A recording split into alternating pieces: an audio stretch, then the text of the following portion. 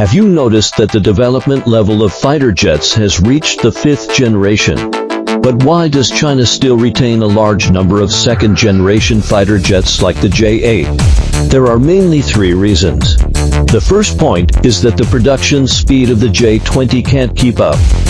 According to the information released by NetEase Mobile on June 7, 2023, there are more than 70,000 people with pilot licenses in China, and more than 20,000 can directly fly military aircraft. Let's take a look at what the Americans think. The U.S. military observation website estimates that the annual output of the J-20 in China is 120. There is a saying that the one who knows you best is often your enemy. Even if there is an error in this estimate, then I will double the production speed of the J-20. That is, 240 J-20s per year. This speed is already quite terrifying. To provide each of the 20,000 fighter pilots with a J-20, it might take another 100 years. And this is only based on the relevant data in 2023. As China's naval and air forces continue to strengthen, the demand for fighter pilots will only increase. In the situation where the J-20 production capacity cannot meet and make up for the demand for fighter jets, the J-8 cannot all be retired at once. The second point is that the uses of fighter jets are different. China adheres to matching like with like.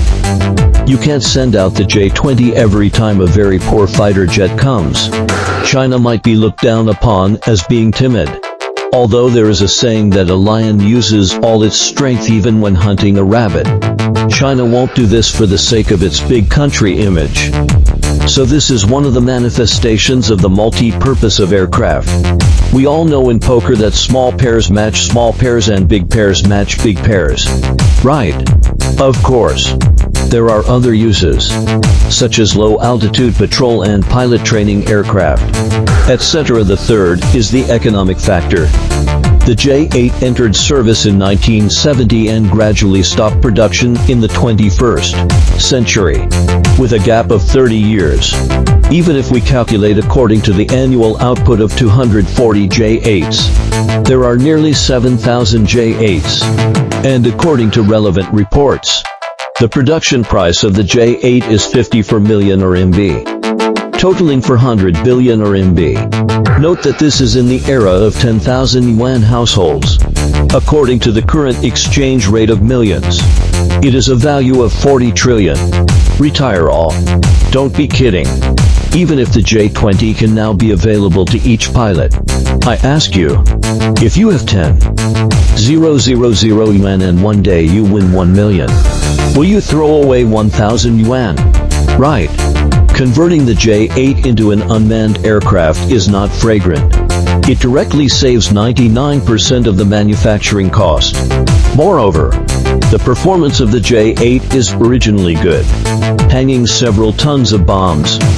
It is definitely a medium-range missile. In fact, China has also done this.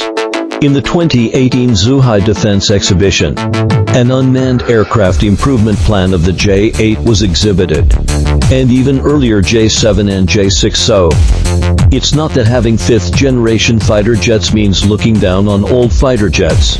In the case that there is no leapfrog gap in war weapons between the opposing sides, economically practical equipment is often a better choice. What is a leapfrog? That is, the radar can't see the other side, or the shell can't penetrate the other side's armor. And there is no such generation gap between China and the world's military powers. It is only natural that these old first and second generation fighter jets like the J-8 have not all been retired. What do you think?